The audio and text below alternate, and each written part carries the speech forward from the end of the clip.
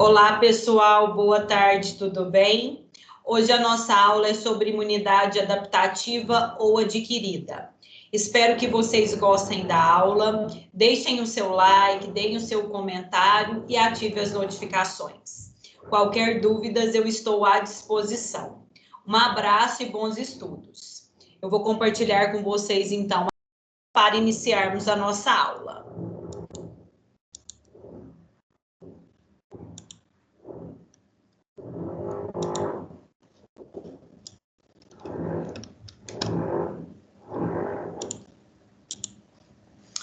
Bom, então, a imunidade adaptativa, também conhecida como imunidade adquirida, é a capacidade que o nosso corpo tem de se defender contra agentes invasores de forma específica. Então, nós vimos que a imunidade inata era inespecífica e não gerava memória. Já a imunidade adaptativa, ela é específica e ela tem a capacidade de gerar memória. Então, essa imunidade, ela é estimulada pela exposição a agentes infecciosos e aumenta a capacidade defensiva a cada reexposição ao mesmo agente. Ela é altamente específica para o mesmo agente infeccioso, ela gera memória e por isso a sua resposta é mais rápida, e as substâncias reconhecidas como estranhas são chamadas de antígenos. Então, essa imunidade adaptativa, ela envolve a identificação específica de um micro-organismo quando as defesas da imunidade inata foram rompidas. Então, sempre que nós somos expostos ao mesmo antígeno, ao mesmo agente infeccioso, a nossa imunidade adaptativa, ela vai atuar e com isso a nossa resposta imunológica vai ser mais rápida. Então, as duas propriedades da imunidade adaptativa são a especificidade, que é a capacidade dessa resposta atingir grande número de diferentes antígenos, e essa resposta, então, ela diferencia aquilo que é próprio daquilo que não é próprio do nosso corpo, e a memória. Quando, então, nós temos uma memória imunológica, a nossa resposta imune ela é mais rápida e mais vigorosa para o mesmo antígeno. Isso pode ser observado, né, quando nós adquirimos o mesmo patógeno várias vezes, então você percebe que a sua resposta imunológica ela é sempre mais rápida diante daquele mesmo antígeno. As células da imunidade adaptativa, elas são formadas pelos linfócitos T ou células T e os linfócitos B. Então, nós vimos lá na nossa aula de sangue, né, que os linfócitos T ou células T, eles desenvolvem na medula óssea, mas amadurecem no timo. E eles têm na sua membrana um receptor chamado de TCR. Dentre os tipos de linfócitos T, existem as células T auxiliares e as células T citotóxicas. As células T auxiliares ou células TCD4 recebem também essa denominação porque nas suas membranas existem as proteínas CD4, que atuam como receptor de antígeno. Existem dois tipos de células T auxiliares.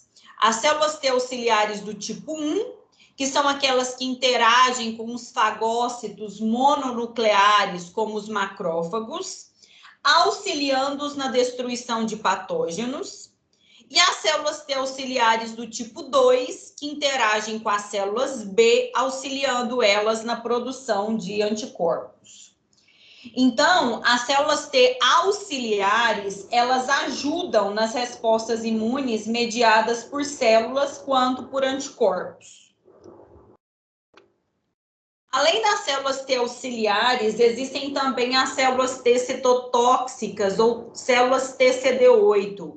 E elas recebem esse nome de TCD8 porque elas têm nas suas membranas as proteínas CD8.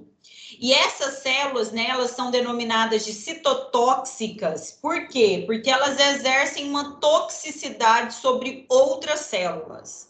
Então, as células T citotóxicas, elas destroem as células infectadas por vírus e outros parasitas intracelulares. Além das células B, a imunidade adaptativa também é formada pelas células B, pelos linfócitos B, tá? Que são células que desenvolvem na medula óssea e possuem como receptores o BCR.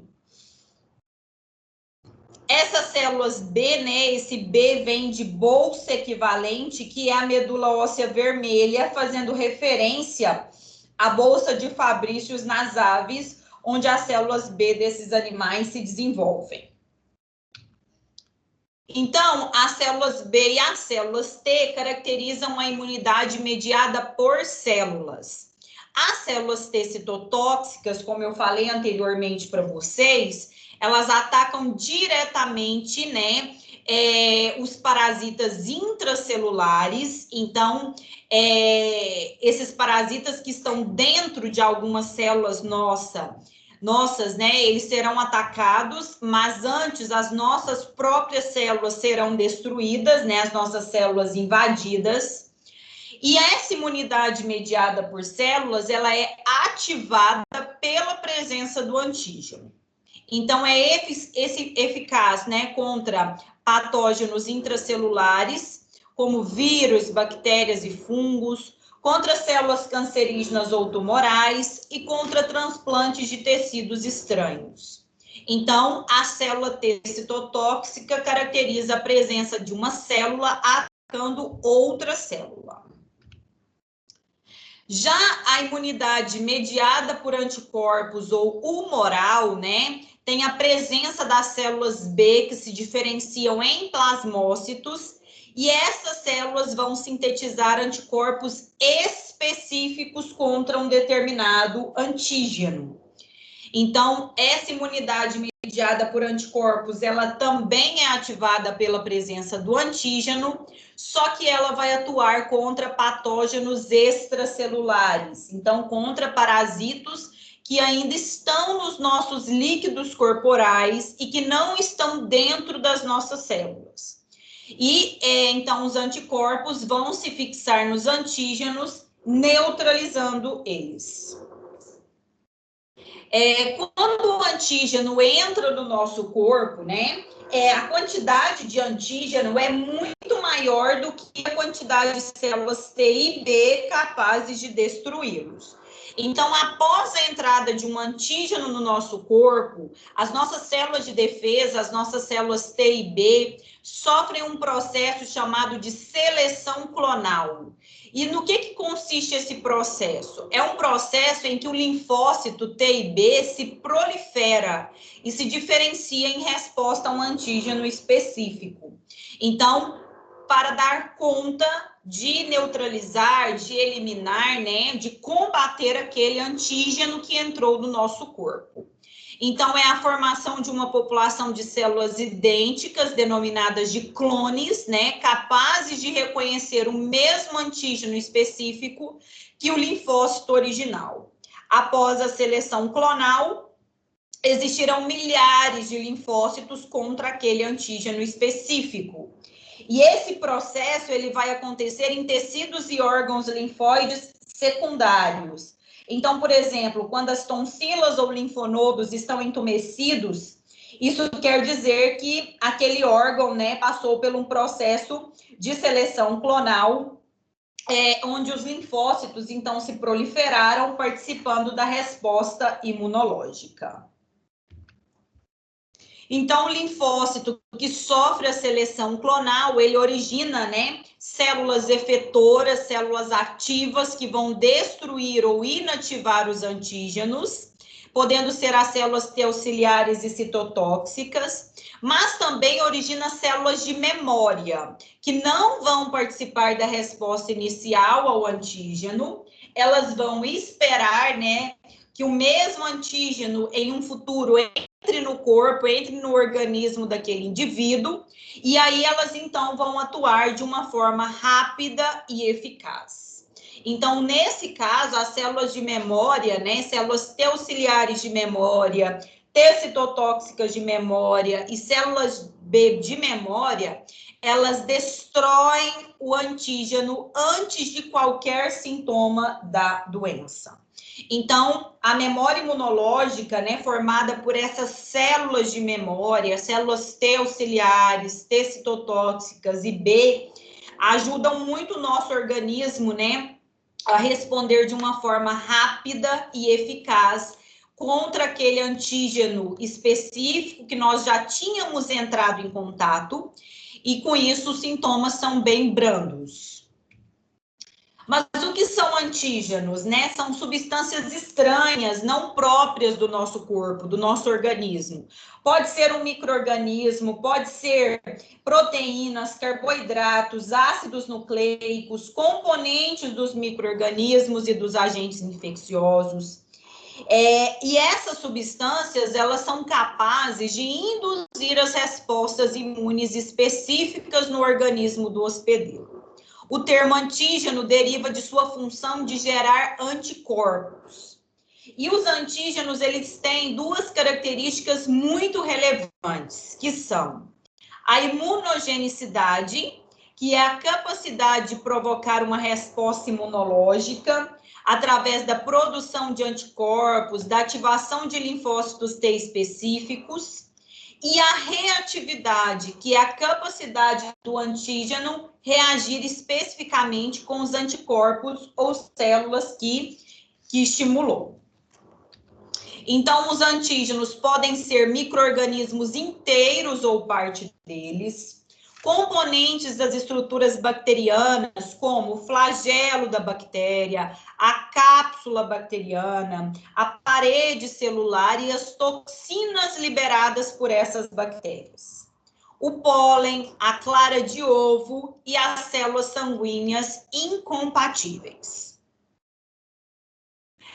O antígeno, ele não é reconhecido de uma forma inteira pelo sistema imunológico. Então, são partes, né, pequenas partes do antígeno que são reconhecidas pelo sistema imunológico e que são capazes de ativá-lo, né? E essas regiões do antígeno, né, essas pequenas partes do antígeno reconhecidas pelo sistema imune são denominadas de epítopos.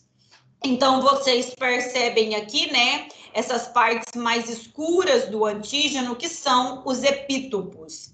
E as células B aqui, várias células B reconhecendo aquele antígeno, reconhecendo, então, cada epítopo.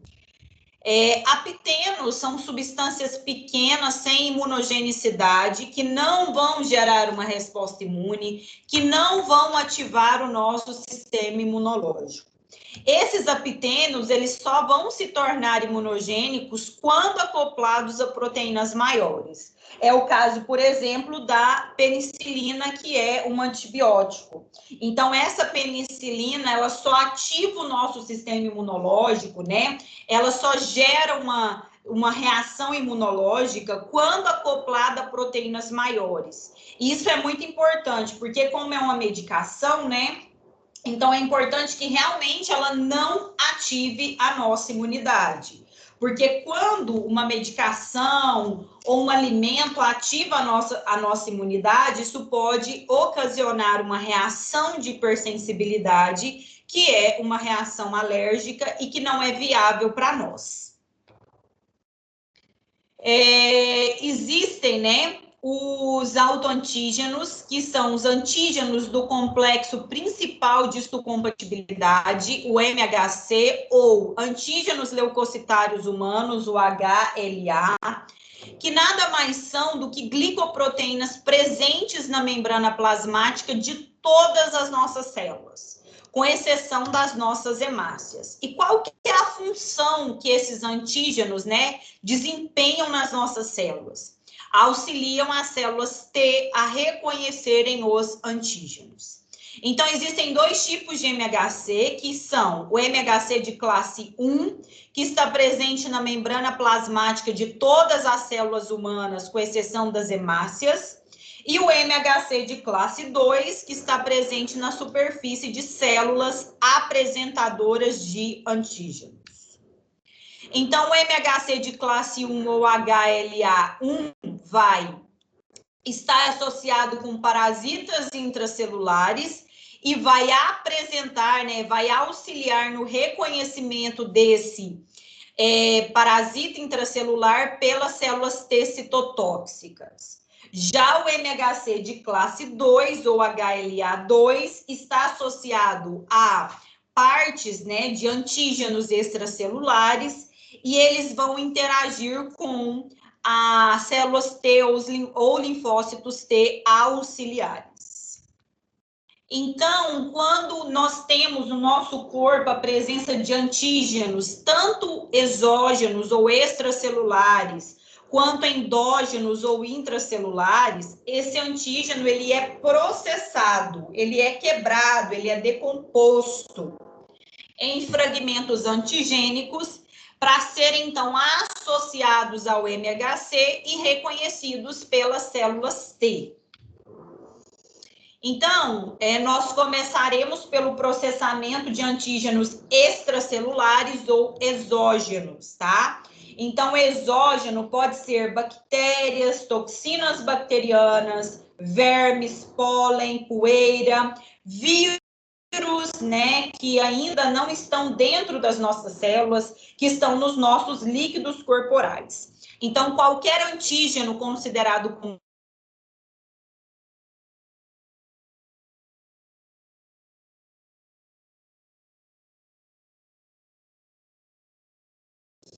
Então, esse retângulo aqui é representado pela célula apresentadora de antígeno, que fagocita esse antígeno exógeno. Então, ela vai ingerir esse antígeno. Esse antígeno vai ser digerido em fragmentos peptídicos. Então, existem enzimas que dividem os antígenos em pequenos fragmentos.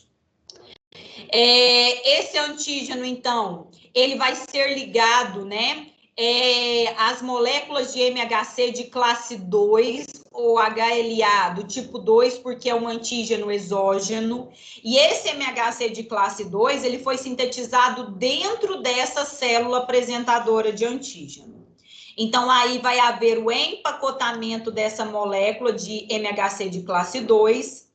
Essa vesícula, onde essa molécula de MHC de classe 2 está, se funde com a vesícula onde os fragmentos, né, do antígeno estão. Essas vesículas se fundem e aí vai ter a ligação do MHC de classe 2 com esse fragmento peptídico. Esse complexo agora de MHC de classe 2 e o fragmento peptídico do antígeno extracelular vai se fundir, vai ser inserido na membrana plasmática da célula apresentadora de antígeno. Lembrando que essa célula apresentadora de antígeno, ela está em alguns locais como epiderme, túnicas mucosas, trato respiratório. E essas células podem ser células dendríticas, macrófagos e células B. E aí, esse complexo é inserido, né, nessa membrana aqui para ser reconhecido pela célula T auxiliar. Então, aqui a célula apresentadora de antígeno, ela processou o antígeno exógeno. Ela vai, então, esse fragmento foi ligado ao MHC de classe 2, então aqui em verde tem o MHC de classe 2, em rosa tem o fragmento do antígeno, unidos, né, ligados na membrana plasmática dessa célula apresentadora de antígeno. Esse complexo vai ser reconhecido pela célula T auxiliar, que vai se tornar ativa e vai sofrer o processo de seleção clonal, formando vários clones de células T auxiliares ativas e de memória contra aquele antígeno específico. Dessa forma, agora, nós temos memória imunológica contra esse antígeno de forma específica. Quando o antígeno ele é endógeno ou intracelular, ou seja, um vírus que já penetrou em uma célula do nosso corpo, ocorre também o processamento, mas agora quem faz ele é a própria célula infectada do nosso corpo.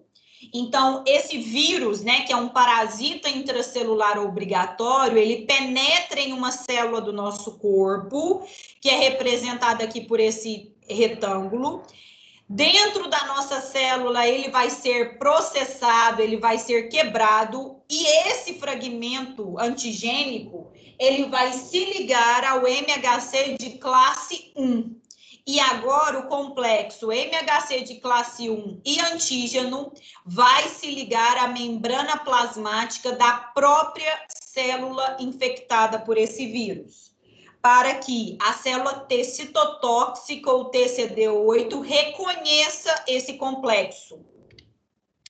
Então, aqui, qualquer célula do nosso corpo infectada por um patógeno, né, intracelular, infectada por um vírus, né, vai processar esse parasita, vai ligar ele, né, vai ligar esse antígeno ao MHC de classe 1, que vai ser reconhecido pela célula T citotóxica.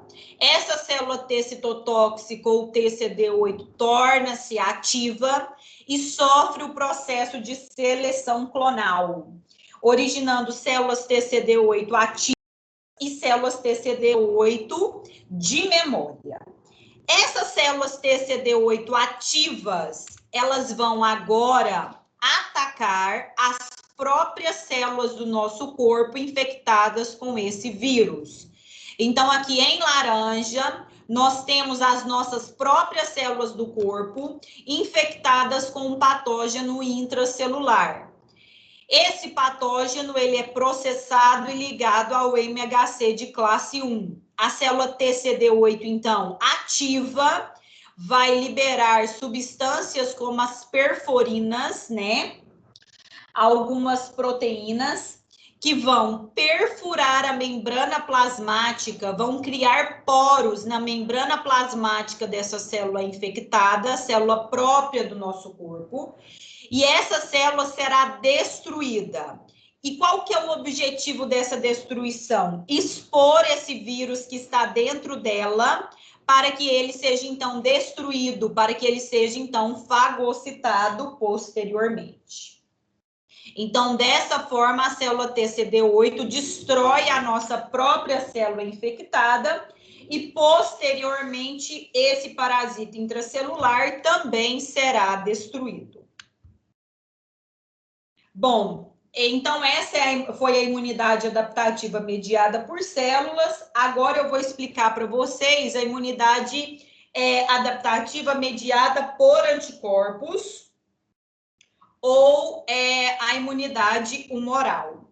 Então, as células B, elas são capazes de se transformarem em plasmócitos, né? Que são as células que vão produzir, que vão sintetizar os anticorpos. Lembrando que essa imunidade humoral, ela atua contra patógenos extracelulares. Então, na presença do antígeno, as células B nos linfonodos, no baço ou nos tecidos linfáticos, elas tornam-se ativas e sofrem o processo, então, de seleção clonal. Então, o antígeno, né, extracelular, ele vai ser levado para dentro da célula B, vai ser processado, vai ser fragmentado e vai se combinar ao MHC de classe 2 e vai ficar exposto, então, na membrana da célula B. As células T auxiliar reconhecem, né, esse complexo, esse MHC de classe 2 ligado ao antígeno, e com isso vão liberar estímulo para a proliferação e diferenciação das células B. Então, aqui, vamos supor que, né, tem um antígeno extracelular que vai ser, então, fagocitado, né? Vai entrar na célula B. Essa célula B vai processar esse antígeno. Após, então, a seleção clonal, né? essa célula B que sofreu a seleção clonal, que foi ativada, ela vai se diferenciar em plasmócito, e esse plasmócito, então, vai produzir anticorpos específicos contra aquele antígeno. Então, cada anticorpo produzido é específico para um determinado antígeno. Então, os plasmócitos, eles secretam em torno, né, de milhares, de milhões de anticorpos durante 4 ou 5 dias. Esses anticorpos produzidos, eles são transportados pela linfa e pelo sangue para o local, né, onde estão os antígenos, e eles, então, vão combater, vão se ligar a esse antígeno de forma específica. Então, os anticorpos, eles são globulinas, proteínas, né, globulares, sintetizadas por plasmócitos após o estímulo antigênico. E essas proteínas, elas interagem de forma específica contra o antígeno. Esses anticorpos também são conhecidos como glicoproteínas, presentes no soro e fluidos teciduais, e também são conhecidos como imunoglobulinas. A estrutura do anticorpo é formada por essa estrutura parecida com uma letra Y. Essa região de cima é chamada de parte variável e é ela que vai se ligar ao antígeno. Então, aqui nessa imagem abaixo, dá para ver nitidamente as regiões variáveis, né, dos anticorpos interagindo com os epítopos do antígeno. Então, aqui existem 2 anticorpos, cada um ligado a um epítopo do mesmo antígeno. E essa parte constante, né, que ela pode se ligar ao sistema complemento, aos fagócitos, células natural killer, exercendo as funções efetoras desses anticorpos. Então, os anticorpos, eles servem para neutralizar o antígeno. Então, a reação de anticorpo e antígeno bloqueia ou neutraliza algumas toxinas bacterianas. Os anticorpos também mobilizam as bactérias. Então, as bactérias, elas perdem a sua mobilidade, né? Limitando a sua propagação. Os anticorpos aglutinam e precipitam com o antígeno, ativam o sistema complemento e intensificam a fagocitose. Existem 5 tipos de anticorpos. O primeiro deles é o anticorpo da classe IgG, que é o anticorpo mais abundante, então ele representa 80% de todas as imunoglobulinas. Ele está presente no nosso sangue, na linfa e no intestino. Ele é capaz de atravessar a barreira placentária. Ele vai nos defender e nos proteger contra bactérias e vírus.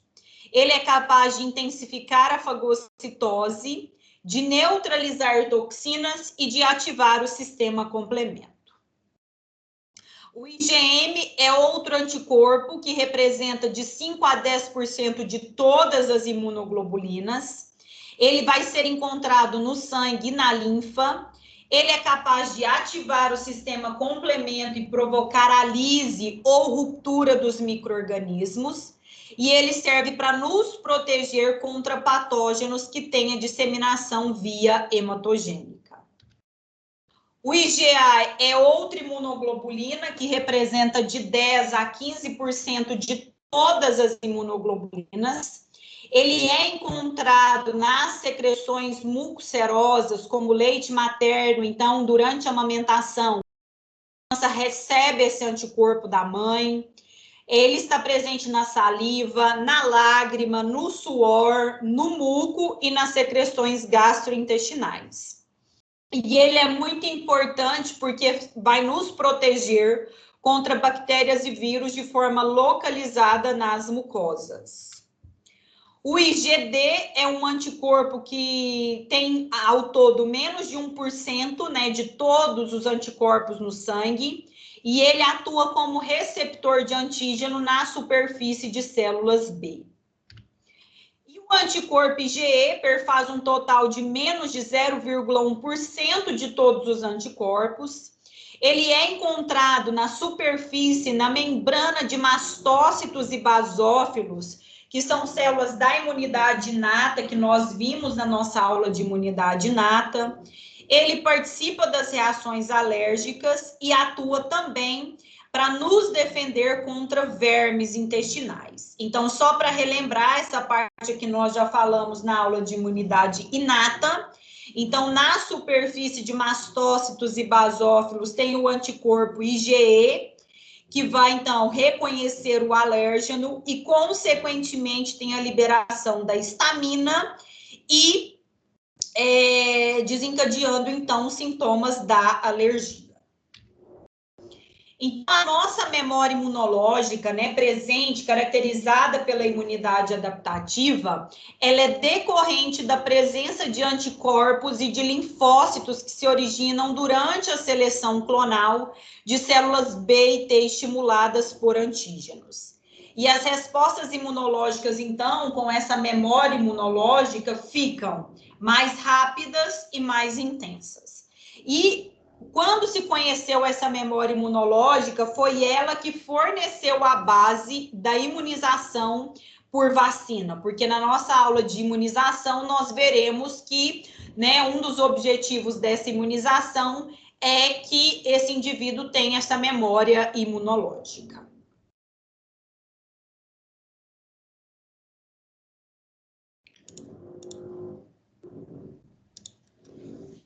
Bom, então a aula de hoje proposta para vocês era esse o nosso tema. Espero que vocês tenham gostado. Fiquem de olho no nosso canal, ativem as notificações e semana que vem nós temos mais uma aula. Um abraço e bons estudos.